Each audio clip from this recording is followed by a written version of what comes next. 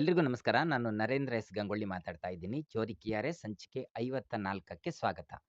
ಸುದ್ದಿ ಕದ್ದದ್ದೇ, ಆದರೆ ಸತ್ಯದ್ದೇ. ಒಂದು ಮನೆ ಇದೆ. ಆ ಮನೆಯ ಬೆಡ್‌ರೂಮ್ ಇರೋದು ಭಾರತದಲ್ಲಿ. ಅದೇ ಮನೆಯ ಕಿಚನ್ ಇರೋದು ಮಯನ್ಮಾರ್ ದೇಶದಲ್ಲಿ. ನಂಬಲಿಕ್ಕೆ ಅಸಾಧ್ಯ ಅನ್ಸತ್ತೆ ಅಲ್ವಾ? ಖಂಡಿತ ಇದೇನು ಕಟ್ಟುಕತೆ ಅಲ್ಲ. ನಿಜವಾಗಿಯೂ ಭಾರತ ಮತ್ತು ಮಯನ್ಮಾರ್ ಗಡಿಯಲ್ಲಿ ಇರುವಂತಹ ಒಂದು ಮನೆಯ ಕತೆ. ಹೌದು, ಭಾರತದ ನಾಗಾಲ್ಯಾಂಡ್ ರಾಜ್ಯದ ಲಾಂಗ್ವಾ ಎನ್ನುವಂಥ ಒಂದು ಪುಟ್ಟ ಹಳ್ಳಿಯಲ್ಲಿ ಇರುವಂಥ ಒಂದು ಮನೆ ಇವತ್ತು ಜಗತ್ತಿನ ಗಮನವನ್ನು ಸೆಳೀತಾ ಇದೆ. ಯಾಕೆಂತಂದ್ರೆ ಆ ಮನೆಯ ಮಧ್ಯದಲ್ಲಿಯೇ, ಸರಿಯಾಗಿ ಮಧ್ಯದಲ್ಲಿ ಭಾರತ ಮತ್ತು ಮಯನ್ಮಾರ್ ನಡುವಿನ ಅಂತಾರಾಷ್ಟ್ರೀಯ ಗಡಿ ಏನಿದೆ ಅದು ಹಾದು ಹೋಗ್ತದೆ. ಲಾಂಗ್ವಾ ಹಳ್ಳಿ ಎಲ್ಲಿದೆ ಅಂತ ಕೇಳಿದ್ರೆ, ಲಾಂಗ್ವಾ ಹಳ್ಳಿ ಅನ್ನುವಂಥದ್ದು ನಾಗಾಲ್ಯಾಂಡ್ನ ಮೋನ್ ಜಿಲ್ಲೆಯಲ್ಲಿ ಇರುವಂಥದ್ದು.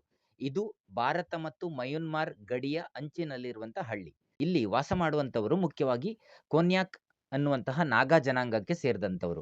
ಈ ಜನಾಂಗವು ಭಾರತದ ಜೊತೆಗೆ ಮಯನ್ಮಾರ್ನಲ್ಲಿ ಕೂಡ ವಾಸಿಸ್ತಾ ಇರೋದ್ರಿಂದ ಎರಡೂ ದೇಶಗಳಲ್ಲಿ ಅವರ ಸಂಬಂಧಿಕರು ನಿಮಗೆ ಕಾಣಸಿಗ್ತಾರೆ.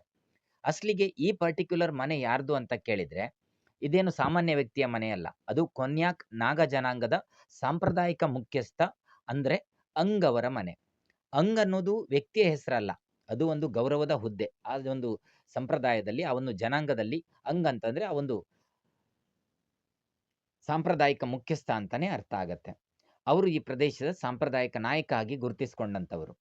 ಈ ಮನೆಯ ಮಧ್ಯದಲ್ಲಿಯೇ ಭಾರತ ಮತ್ತು ಮಯನ್ಮಾರ್ ನಡುವಿನ ಗಡಿ ಹಾದು ಹೋಗಿರೋದ್ರಿಂದ ಮನೆಯ ಒಂದು ಭಾಗ ಭಾರತದಲ್ಲಿದೆ, ಮನೆಯ ಎಕ್ಸಾಕ್ಟ್ ಇನ್ನೊಂದು ಭಾಗ ಮಯನ್ಮಾರ್ನಲ್ಲಿದೆ. ಇದರಿಂದಲೇ ಈ ಮನೆ ಇವತ್ತು ಜಗತ್ತಿನ ಅತ್ಯಂತ ವಿಚಿತ್ರ ಮನೆಗಳಲ್ಲಿ ಒಂದೆಂದು ಪ್ರಸಿದ್ಧಿಯಾಗಿದೆ. ಅಂಗ್ ಅವರ ಕುಟುಂಬ ಇದೇ ಮನೆಯಲ್ಲಿ ವಾಸ ಮಾಡ್ತದೆ.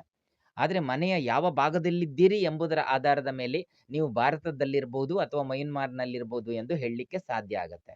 ನೀವು ನಂಬಿ ಅಥವಾ ಬಿಡಿ, ವಿಶೇಷವಾಗಿ ಗಮನಿಸಬೇಕಾದ ಸಂಗತಿ ಅಂತಂದ್ರೆ, ಅವರ ಬೆಡ್ರೂಮ್ ಅನ್ನುವಂಥದ್ದು ಭಾರತದ ಭಾಗದಲ್ಲಿದೆ.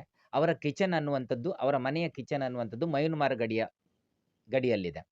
ಈ ಮನೆ ಬಗ್ಗೆ ಒಂದು ಪ್ರಸಿದ್ಧವಾದ ಮಾತೇ ಇದೆ: ಭಾರತದಲ್ಲಿ ಮಲಗಿ ಮಯನ್ಮಾರ್ನಲ್ಲಿ ಊಟ ಮಾಡಿ ಅಂತ. ಅಸಲಿಗೆ ಈ ಮನೆಯೊಳಗೆ ಒಂದು ಕೊಠಡಿಯಿಂದ ಇನ್ನೊಂದು ಕೊಠಡಿಗೆ ನಡೆದ್ರೆ ಗಡಿ ದಾಟಿದ ಅನುಭವ ಆಗ್ತದೆ. ಬಹಳ ಜನರಿಗೆ ಗಡಿ ಅಂತಂದ್ರೆ ದೊಡ್ಡ ಗೋಡೆ ಅಥವಾ ಬೇಲಿ ಅಂತ ಅನ್ನಿಸ್ತದೆ. ಆದರೆ ಈ ಮನೆಯಲ್ಲಿ ಅಂತಹ ಯಾವುದೇ ಗೋಡೆ ಇಲ್ಲ. ಅಂತಾರಾಷ್ಟ್ರೀಯ ಗಡಿಯು ನಕ್ಷೆಯಲ್ಲಿ ಮತ್ತು ಅಧಿಕೃತ ದಾಖಲೆಗಳಲ್ಲಿ ಗುರುತಿಸಲ್ಪಟ್ಟಿರುವಂಥದ್ದು. ಮನೆಯಲ್ಲಿ ಅದರ ಸ್ಥಳವನ್ನು ಸ್ಥಳೀಯರು ಚೆನ್ನಾಗಿ ತಿಳಿದಿದ್ದಾರೆ ಕೂಡ. ಒಟ್ಟಿನಲ್ಲಿ ಇದೊಂದು ಮನೆ ಒಂದು ಎರಡು ದೇಶಗಳ ಸಾಂಸ್ಕೃತಿಕ ಪರಂಪರೆಯ ಒಂದು ಸಂಕೇತ ಆಗಿ ಕಾಣಿಸ್ತಾ ಇದೆ. ಪ್ರತಿ ವರ್ಷ ಸಾವಿರಾರು ಪ್ರವಾಸಿಗರು ಈ ಮನೆಯನ್ನು ನೋಡ್ಲಿಕ್ಕಂತಾನೆ ಬರ್ತಾರೆ. ಒಂದೇ ಮನೆಯೊಳಗೆ ನಿಂತು ಎರಡೂ ದೇಶಗಳಲ್ಲಿ ಫೋಟೋ ತೆಗೆಸಿಕೊಳ್ಳುವಂಥದ್ದು ಅವರಿಗೊಂದು ವಿಶೇಷ ಅನುಭವ ಆಗಿದೆ.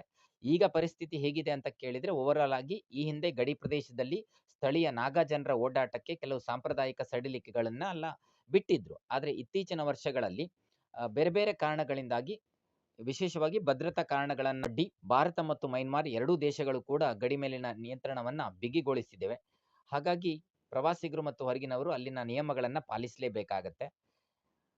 ಎನಿಹೌ, ಒಂದೇ ಮನೆ ಆದ್ರೆ ಎರಡು ದೇಶ, ಒಂದೇ ಕುಟುಂಬ ಆದ್ರೆ ಎರಡು ರಾಷ್ಟ್ರಗಳ ಗಡಿಯ ನಡುವೆ ಬದುಕು.